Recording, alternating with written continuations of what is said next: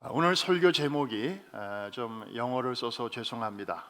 Paradigm Shift 2.0 이렇게 잡았는데 2.0이라면 그 전에 1.0이 있다는 것이죠. 이 패러다임이라는 말은 우리는 낯선 용어가 아닙니다. 이미 우리 프라미스 성도들은 그 단어에 굉장히 익숙해 계세요.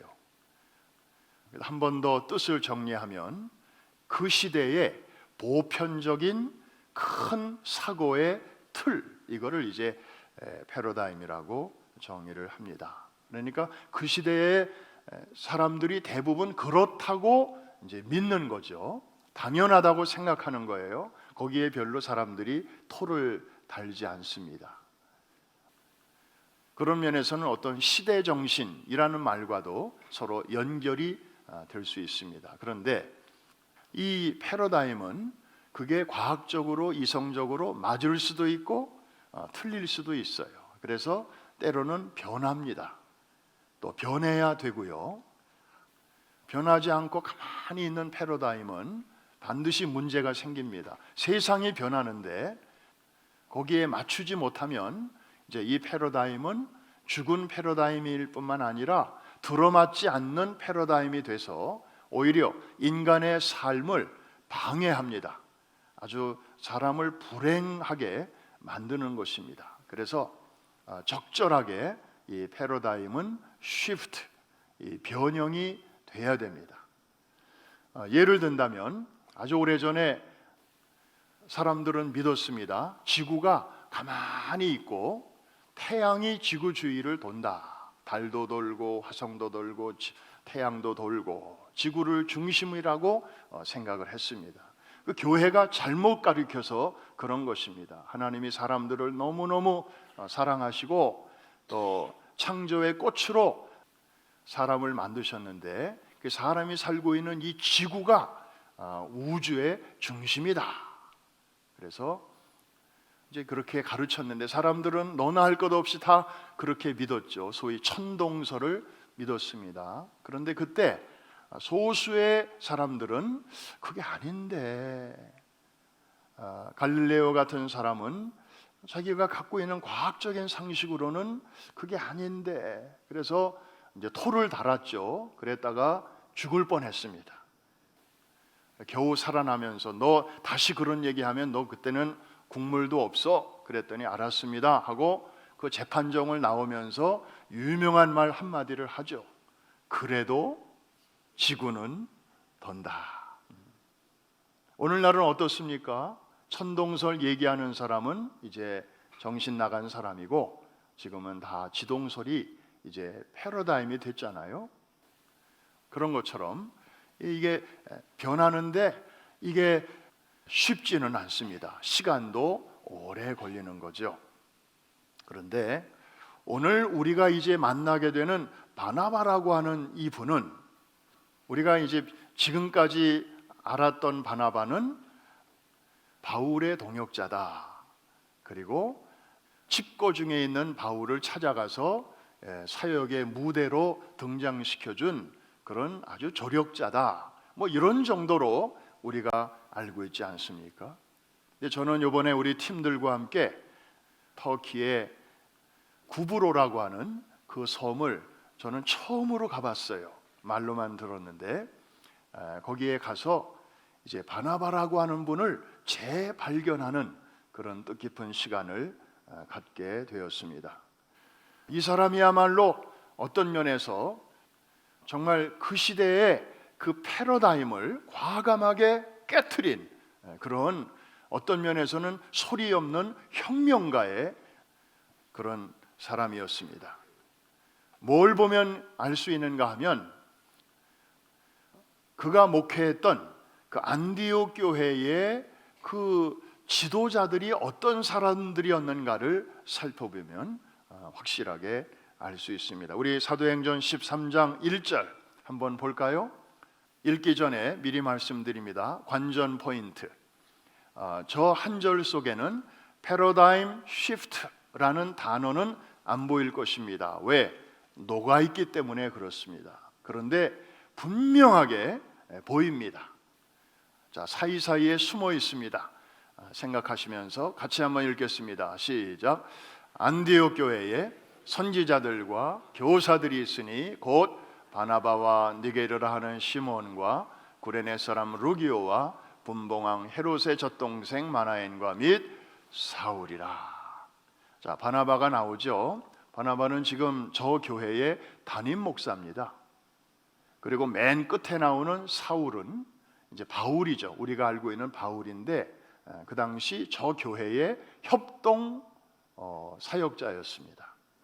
그리고 중간에 끼어 있는 사람들은 이제 거기에 평신도 지도자들인 셈이죠.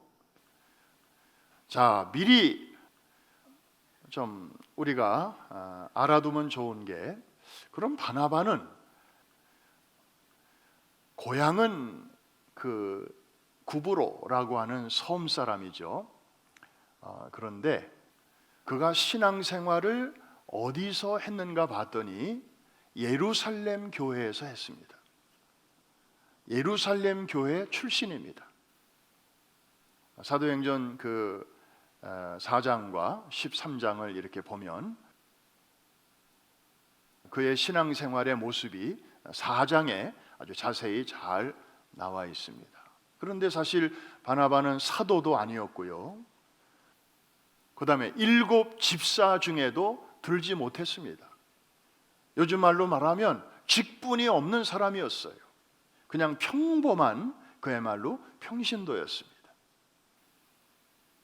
그런데 그가 얼마나 신앙이 좋고 또 생활이 아주 모범이 됐는지 나중에 이제 사도들이 별명도 붙여주거든요. 원래 이름은 요셉이었는데 바나바라고 하는 그런 별명을 붙여줘요. 그리고 나중에 안디옥 교회의 사역자로 파송을 합니다. 그러니까 파송교회가 예루살렘 교회예요.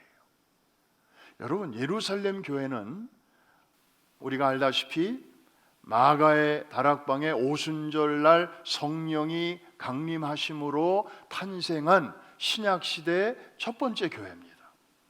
성령 충만한 사람들이 모여서 만들어진 교회였어요. 그리고 베드로가 설교할 때 하루에 3,000명씩 회개하였다 그랬는데 그 중에 다수가 이 교회로 들어와서 구성된 그 당시의 대형 교회였습니다. 대단하지요. 그래서 우리가 보통 초대교회로 돌아가자라고 보통 외칠 때에 우리는 이 예루살렘 교회를 먼저 생각하게 되는 것입니다. 그 당시에 롤 모델이었으니까요. 모이기에 힘쓰는 교회였습니다. 그런데 이 교회는 태생적 한계를 갖고 있었습니다. 이 오리지널 유대인 중심으로 모이는 교회였으니까요. 그래서 같은 유대인이라도 이제 디아스포라, 다른 지역에 흩어졌다가 남편 죽고 그래서 어쩔 수 없이 고향으로 돌아온 그런 유대인들, 속칭 헬라파 유대인들은 같은 유대인인데도 그들이 거리를 두었습니다. 소위 텃세가 있었다는 거죠. 텃세. 그래서 구제를 할 때에도요, 사실은 오리지널 유대인들보다도 바깥에 살다가 온 사람들이 사실은 더 좀 필요한 게 많을 거 아닙니까? 그런데 이런 헬라파 유대인들이 구제에서 자꾸 밀려나는 누락되는 일들이 생겼어요. 이게 바로 예루살렘 교회의 그늘진 한 단면입니다. 왜? 자기들끼리 그 같은 편끼리 이게 너무 강했기 때문이죠. 그래서 굉장히 폐쇄적이었습니다. 아주 열심히 모이기는 했지만 배타적인 그런 성격을 가진 교회였단 말이죠. 그런데 바나바가 그 교회 출신이에요. 그러니까 보고 듣고 느낀 게 다 그런 거예요.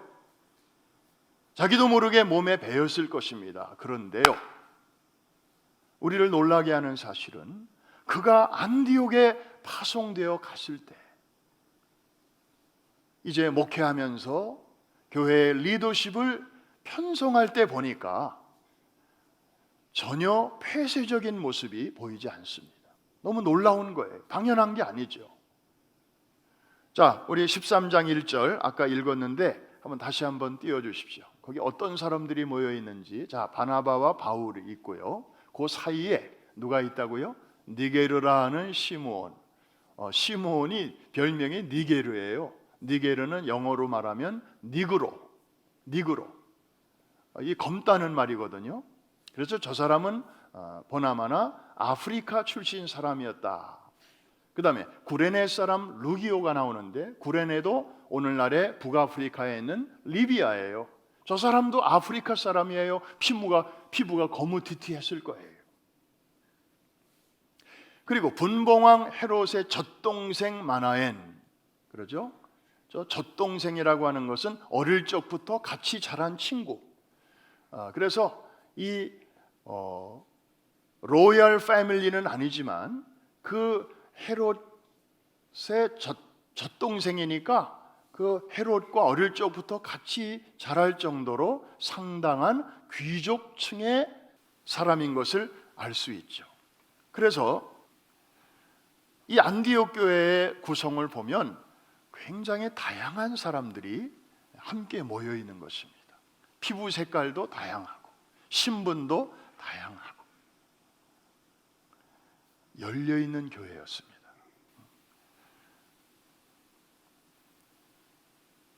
사회적 문화적 배경도 다르고 가방끈의 길이도 각기 다른 그런 사람들이 안디옥 교회라는 공동체 안에 예수 그리스도를 향한 그 신앙을 이 매개로 해서 이렇게 서로 함께 모여 사는 그런 모습이었고, 그 중심에 누가 있었을까요? 바나바가 있었습니다. 저는 이번에 깜짝 놀랐습니다. 그리고 좀 늘 이해가 안 됐었는데 그 부분이 이번에 이렇게 풀리는 그런 아주 기쁨이 있었습니다. 어떻게 바나바가 예루살렘 교회 출신인데 어떻게 안디옥 교회에 가가지고 정말 하나님이 아주 기쁘게 쓰실 수 있는 그런 체질로 교회를 그렇게 만들어 갈 수 있었을까? 도대체 그 비결이 뭘까? 궁금했습니다. 그런데 우선 그의 고향을 이번에 가봤지 않습니까? 고향이 어느 섬이라고요? 여러분들 먹고 사는데 전혀 지장이 없는 거기 때문에 모르셔도 상관은 없지만 바나바의 고향이 무슨 섬이라고요? 구브로라는 섬인데 이제 일반 역사에서는 사이프러스라고 나오죠. 사이프러스 몇 년 전에 전쟁도 있었습니다. 터키와 그리스 사이에 전쟁도 있었던 소위 사이프러스 전쟁이라고 있었어요. 지금도 저 섬은 남쪽에는 그리스 땅이고요. 우리가 이번에 갔던 북쪽은 터키 땅이에요. 이 분단돼 있어요. 그런데 이 바나바의 고향인 동시에 바나바의 순교지이기도 합니다. 바나바는 자기 고향에서 돌에 맞아 죽었습니다. 저 구브로, 이 지중해의 동쪽 끄트머리에 저렇게 구브로라는 섬이 있습니다. 이 섬은 제주도의 한 3배 정도 됩니다. 보기에는 작아 보이지만 지중해 안에서 제일 큰 섬입니다. 바나바의 고향이 구브로다. 그런데 저 넓은 섬이 다 고향일 수는 없고, 그 중에서도 태어난 도시는 저기 살라미라고 오른쪽 끄트머리에 있는 항구 나오죠. 영어로는 살라미스. 그래서 살라미스 해전이 굉장히 유명하죠. 바로 저 살라미에서 이 바나바가 태어납니다. 여러분, 저 섬의 위치를 잘 보십시오. 오른쪽에는 이제 수리아, 레바논, 이스라엘로 이어지는 아시아가 있고요. 그 다음에 남쪽으로는 아프리카 대륙이 있습니다. 그리고 북쪽과 서쪽을 보면 이제 유럽이 있습니다. 저 섬은요, 지정학적으로 볼 때 세 개 대륙과 연결이 되는 그런 바로 턱 밑에 위치를 하고 있기 때문에 옛날로부터 이제 무역이 굉장히 아주 성행을 했습니다. 무역의 중심지였습니다. 이 유통의 허브였습니다. 여러분, 이제부터 이제 여러분들의 상상력을 동원하셔야 됩니다. 여러분이 저 섬에서 태어났다면 어려서부터 뭘 보고 자랐을까요? 바나바는 저 섬에서 살라미스에서 태어나가지고 그 예루살렘으로 가기까지, 그 전까지 거기서 성장을 했거든요. 수많은 사람들이 왔다 갔다 하는 것을 봤습니다. 자기네 동네 사람들만 본 게 아니고, 자기네 섬에 사는 사람들만 본 게 아니고, 육지 사람들, 피부 색깔이 다양한 사람들을 그는 자연스럽게 보았을 것입니다. 그리고 수많은 문물이 왔다 갔다 하고, 자기네 섬에서 나는 그 특산 광물이 바로 구리예요. 구리. 그래서 구브로라는 말 자체가 구리라는 뜻이에요. 그래서 이 구리로 만든 그릇들이 많이 있는데 그걸 이제 섬 바깥으로 수출도 했을 것이고, 그리고 그 섬 바깥에 있는 물건들이 또 여기로 왔다 갔다 하고, 그런 모습을 바나바는 어려서부터 자연스럽게 보면서 자랐을 것입니다. 뿐만 아니라 그 지도를 다시 한번 보시면 평화로울 때는 저기가 무역의 중심이었지만은 군사적 그리고 전략적으로 요충지였기 때문에 저 섬은 하루도 편할 날이 없었습니다. 힘 있는 자들이 저 섬을 정복하려고 아주 호시탐탐 늘 노렸기 때문입니다. 알렉산더 대왕도 저 섬을 먹었었고요. 그리고 그 다음에 로마 제국은 당연히 또 저기를 오랫동안 지배했고요. 그 다음에는 이슬람이 와서 이제 저 땅을 정복했고, 그 다음에는 심지어 십자군들도 유럽에서 출발해서 예루살렘으로 가는 길목에 바로 저 섬이 있었기 때문에 십자군들도 와가지고 이제 저 땅을 차지했던 적이 있었습니다. 그러니까 이 바나바는 어려서부터 정말 수많은 군인 아저씨들이 왔다 갔다 하는 모습도 이제 보았을 것이고, 세상은 참 넓구나, 정말 우리와 다른 사람들도 너무나 많구나 하는 것을 자연스럽게 느끼면서 살았을 것이에요. 그것이 바나바의 어떤 그 패러다임의 원천적 기초 역할을 했을 것이다. 이제 그런 유추를 가능하게 하는 거죠. 그래서 그가 그 다음에 예루살렘 가서도 예루살렘 가보니까 사람은 많고 그런데 다 비슷비슷한 사람들만 모여 있는 거예요. 좀 답답해요. 폐쇄적이에요. 그냥 우리들만의 리그예요, 거기는. 그런데 바나바는 그 속에서 신앙생활 하면서도 거기에 물들지 않았던 것 같습니다. 그래서 훈련을 잘 받고 그리고 이제 안디옥으로 파송되었을 때 그 지역의 특성을 잘 살려서 다양한 인종, 다양한 문화, 다양한 사람들을 교회 안으로 다 끌어들였고, 그래서 저들을 잘 훈련시켰던 것이죠. 여러분, 오늘날 미국 사회의 특징을 아주 단적으로 표현하는 유명한 표현이 있습니다. 다양성 안에서의 통일성이라는 말이죠. Unity in diversity.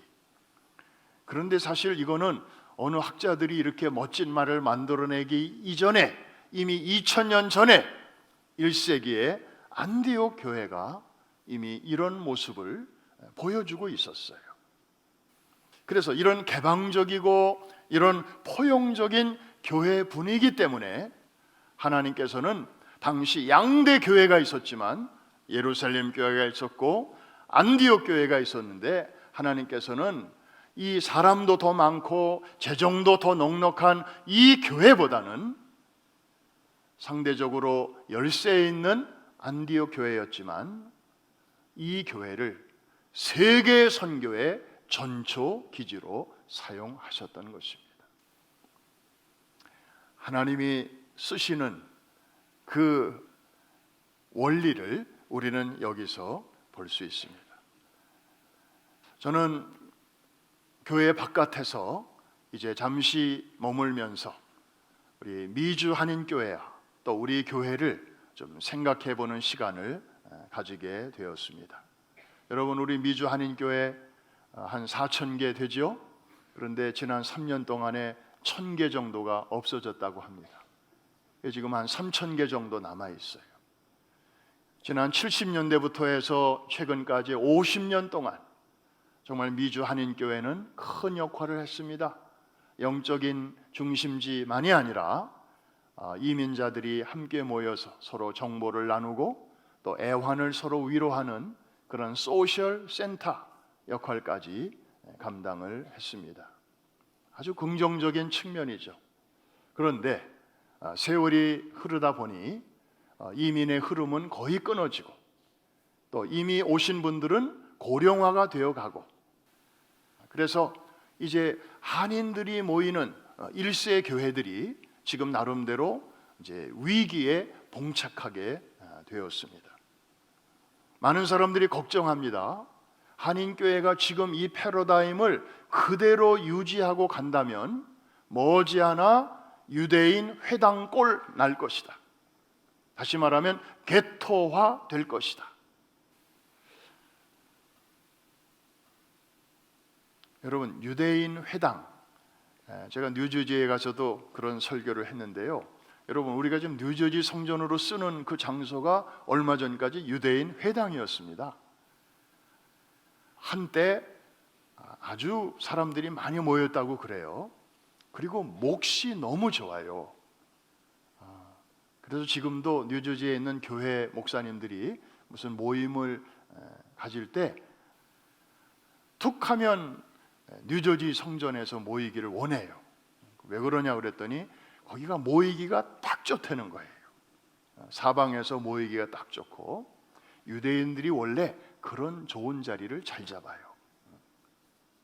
그런데 한동안은 많이 모였는데 때가 되니까 이 사람들이 이 건물을 유지할 능력과 비전이 없으니까 매물로 내놓은 거예요. 그래서 우리가 그걸 어느 목사님이 사가지고 또 하다가 안 된 거를 우리가 이제 이렇게 받아서 지금 교회로 잘 쓰고 있는데, 여러분, 유대인들이 왜 저렇게 저 건물을 내놓고 저 변두리로 이사를 갔을까요? 왜 그런 일이 생겼을까요? 자기들끼리만, 이방인 출입 금지, 유대인 온리. 그래서 자기들끼리는 신앙을 잘 전수하고 자녀들에게 잘 가르치고 그런 건 정말 기가 막히게 잘 했는지 모르지만 주변을 향하여, 이웃을 향하여 폐쇄적인 그런 사역을 오랫동안 하다 보니까 자체적으로 인구가 줄고 또 청년들이 밖으로 나가고 그러다 보니까 노인들만 남아서 유지가 안 되는 거예요. 여러분, 게토라는 말 들어보셨죠? 원래 이 게토는 유대인들이 스스로 만든 말이 아니고 나치 치하에서 독일 사람들이 만들어준 용어예요. 너네 유대인들은 다른 사람들과 같이 살 가치가 없다. 너네들끼리만 따로 모여 살아라. 그래서 저 한쪽 코너에다가 유대인들을 다 몰아놓고 거기다 철조망 치고 너네들은 이 바깥으로 나오지 마. 그냥 너네들끼리만 살아. 이렇게, 그래서 고립된 장소가 있었는데 그거를 게토라고 불렀던 것입니다. 그래서 게토화 되어간다, 이 말은 결코 좋은 의미가 아닙니다. 많은 사람들이 걱정합니다. 이 한인교회가 게토화 되어가고 있다. 미국에 와서 살면서도 여전히 한국만을 살고 있다.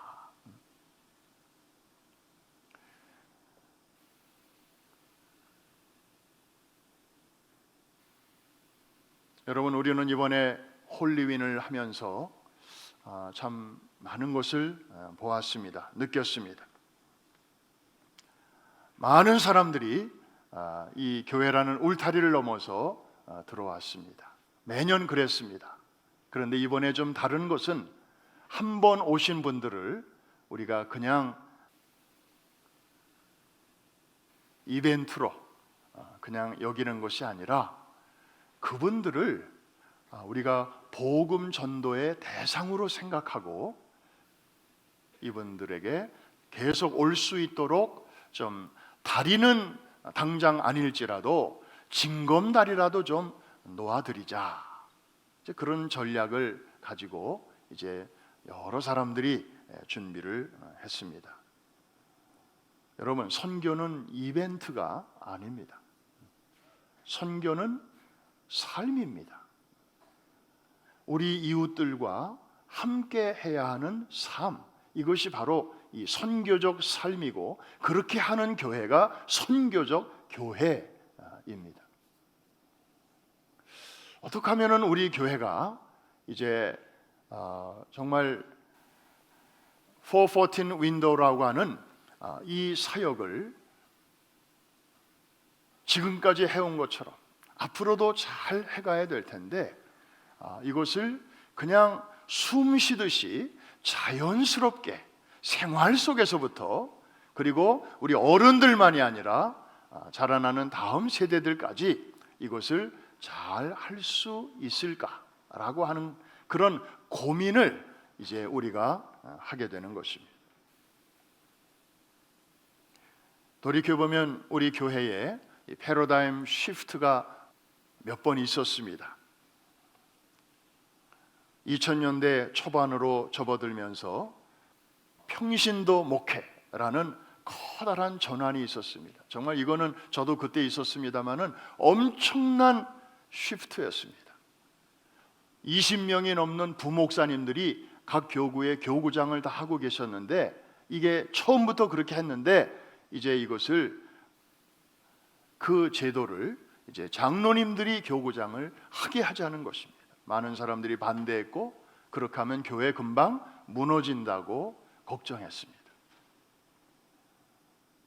그런데 지금까지 우리 교회, 여러분들이 보시는 것처럼 우리 장로님들, 또 그 뒤를 이어서 안수 집사님들 잘 하고 계십니다. 그리고 나서 또 한 번 이제 패러다임 시프트가 있었는데, 그때 기억하시나요? 이 블루 오션이라는 단어. 그래서 이제 전방위 선교를 쭉 하다가 이제는 선택과 집중이라는 원칙에 의해서 어린이 선교로 우리가 집중을 하자. 그래서 그때 패러다임 시프트가 또 한 번 일어나게 되었습니다. 그리고 기억하시나요? 또 한 번의 패러다임 시프트는 유람선 교회에서 항공모함 교회로 교회의 체질을 바꾸는 그런 시프트가 일어나게 되었습니다. 여러분, 이제 세월이 많이 지났습니다. 우리는 지금 2022년을 살아가고 있습니다. 우리 앞에 또 한 번의 패러다임 시프트의 그런 그 선택이 우리 앞에 지금 기다리고 있습니다. 그 선택의 내용은 이런 것입니다. 예루살렘 교회처럼 우리가 여전히 그냥 한인들만 모이는 교회로 계속 갈 것인가?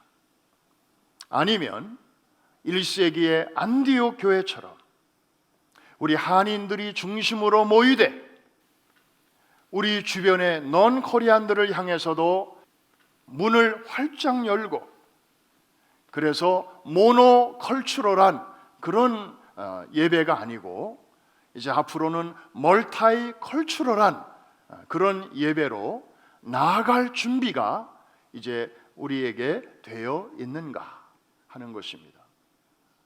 여러분, 이번에 우리 홀리윈 나잇과 그리고 인터내셔널 푸드 페스티벌에 몰려온 많은 분들, 정말 한 번만 그런 게 아니라 앞으로 매주일, 어떤 장로님들이 그런 말씀을 하셨다고 그래요. 아우, 이런 거 우리 매주일 했으면 좋겠어요. 그 말을 듣고 철렁하는 분들도 계셨을 거예요. 특히 음식 하시는 분들은. 그런데 어쨌든 보기가 얼마나 좋았는지.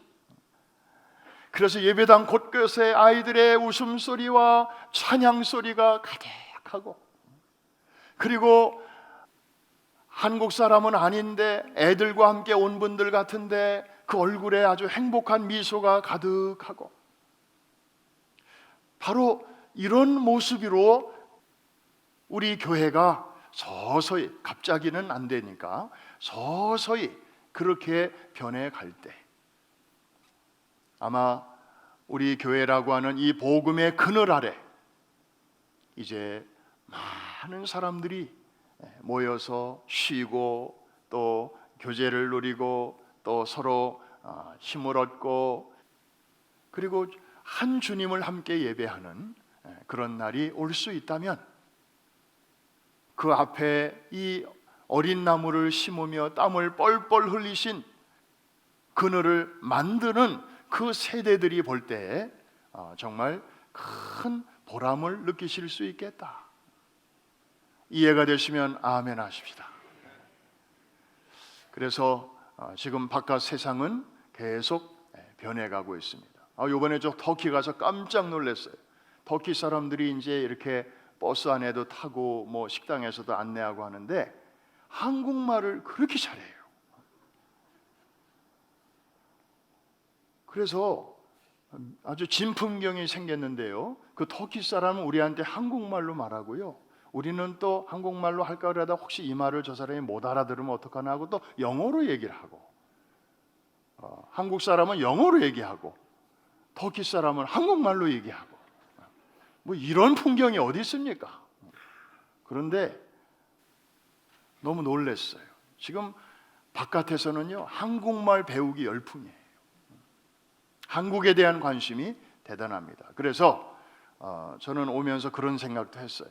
우리 교회 한국어 학교의 이 역할을 조금 더 강화시켜야 되겠다.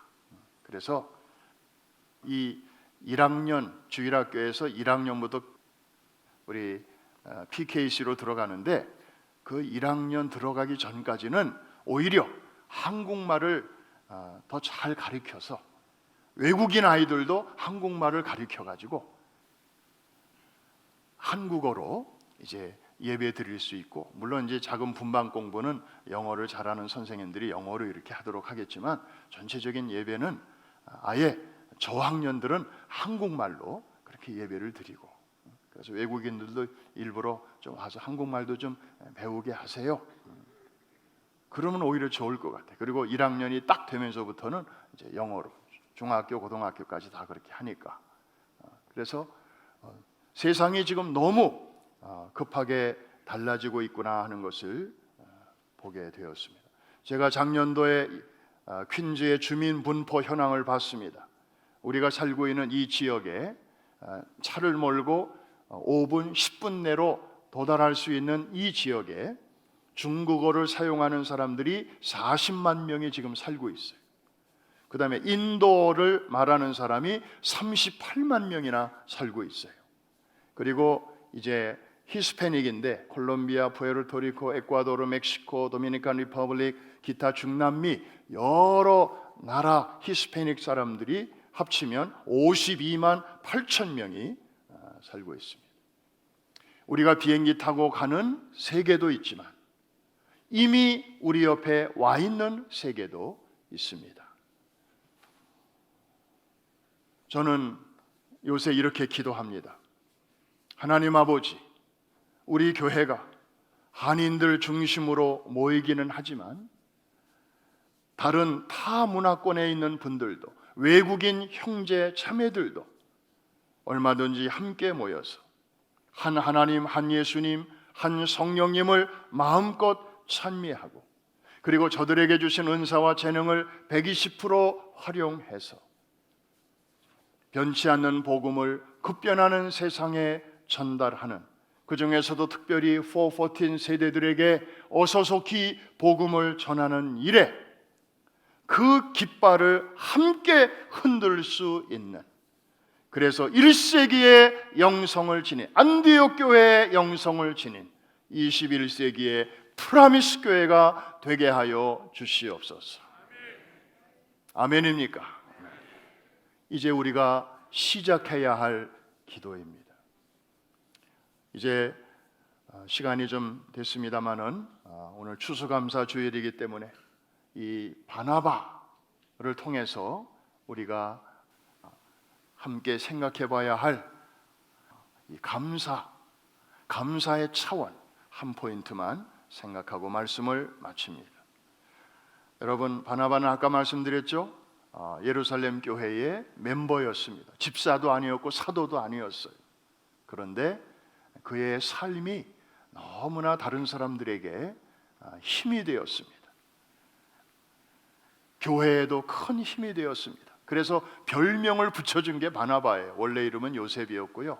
바나바는 위로의 사람이라는, 위로의 아들이라는 그런 뜻이거든요. 그런데 그가 그 재산을 팔아서 사도들의 발 앞에 두었다 그랬습니다. 한 번 그렇게 한 게 아니고요, 자주 했던 것 같아요. 네, 성경에는 밭을 팔았다 그랬는데 정확한 표현은 프라퍼티입니다. 자신이 갖고 있는 프라퍼티를 팔아서 어려운 사람들을 위해서 자유롭게 써주십시오 하고 사도들에게 그 발밑에 맡긴 것입니다. 어떻게 이 사람은 그런 삶을 살 수 있었을까? 얼마나 그 삶이 아름답게 보였으면 아나니아와 삽비라 부부 같은 사람들도 야, 우리도 좀 저렇게 한번 살아봅시다 하고 흉내내다가 큰 코 다쳤잖아요. 그냥 흉내내다가. 자, 그 비결을 우리 한번 찾아봅니다.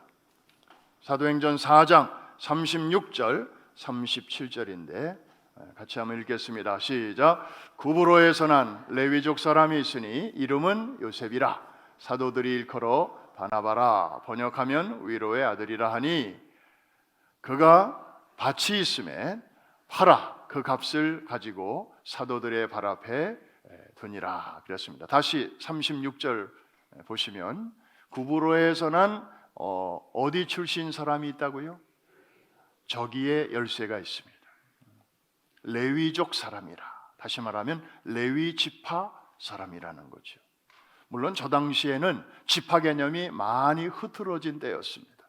주전 586년에 바벨론의 침공으로 성전이 불타없어지면서 제사가 폐지되었습니다. 레위 지파에 할 일이 없어졌습니다.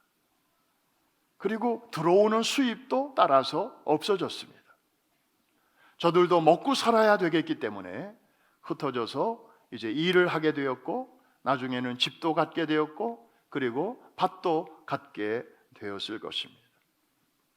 그런데 늘 죄송한 마음이었습니다. 이 바나바는. 왜? 내가 레위 지파인데, 우리 조상이 레위 지파인데. 레위 지파는 원래 땅을 받지 못했습니다. 왜? 하나님이 땅이시기 때문에, 하나님이 분기시기 때문에. 다른 지파들은 다 가나안 땅에 들어가서 땅을 받았지만 레위 지파는 땅이 없었어요. 그렇게 살았어요. 하나님이 다 채워주셨기 때문에. 그런데 지금은 뭔가 막 생긴 거예요. 그럴 때 이걸 당연하게 여긴 게 아니고 나 이건 가져서는 안 되는데, 이거는 내 분에 넘치는데, 그러니까 소유하고 있으면서도 늘 불안한 마음. I'm not supposed to have it. 내가 이거를 가져서는 안 되는 사람인데 이거 덤으로 내가 지금 이렇게 갖고 있네. 이거 하나님이 맡겨주신 건데 잘 사용해야지. 항상 그런 마음이 있었던 것입니다. 이것이 그를 소유형 인생이 아닌 존재형 인생으로, 나눔형 인생으로 내몰았던 것이죠.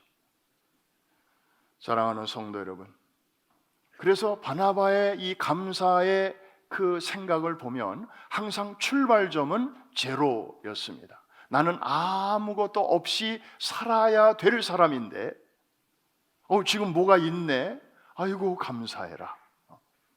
그렇게 되는 거예요. 그리고 나는 하나님 한 분만으로 만족하는 사람이야.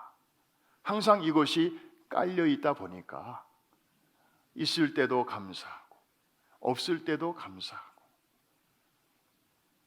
소위 절대 감사가 바로 이런 데서 나오는 것입니다. 사랑하는 성도 여러분, 지금도 많이 어려우시죠? 팬데믹은 많은 것을 바꿔 놓았습니다. 옛날처럼 하려고 하는데 잘 안 될 때가 많습니다. 그리고 뭔가를 또 뭐 바꾸어서 새로 시작하려고 해도 쉽지 않습니다. 이러한 때 우리는 바나바의 그 신앙을 생각하면서, 여러분 이민 올 때 처음에 뭐 거창하게 시작하신 분 계십니까? 다 들어보면 뭐 100불, 200불 가지고 왔습니다. 또 정말 맨손으로 왔습니다. 다 그러면서 오늘날과 같이 자녀들 잘 키우고 또 자리 잡고 그러면서 우리가 여기까지 오지 않았습니까? 우리 다시 한번 절대 감사의 신앙으로 돌아갈 수 있게 되기를 주의 이름으로 축원합니다. 그래서 제로에서부터 시작하고, 그리고 여호와는 나의 목자시니 내가 부족함이 없으리로다. 하나님이 우리의 분기시심을 감사하면서 오늘 하루 정말 뜻있는 감사 주일을 보내실 수 있게 되기를 주의 이름으로 축복합니다. 축원합니다.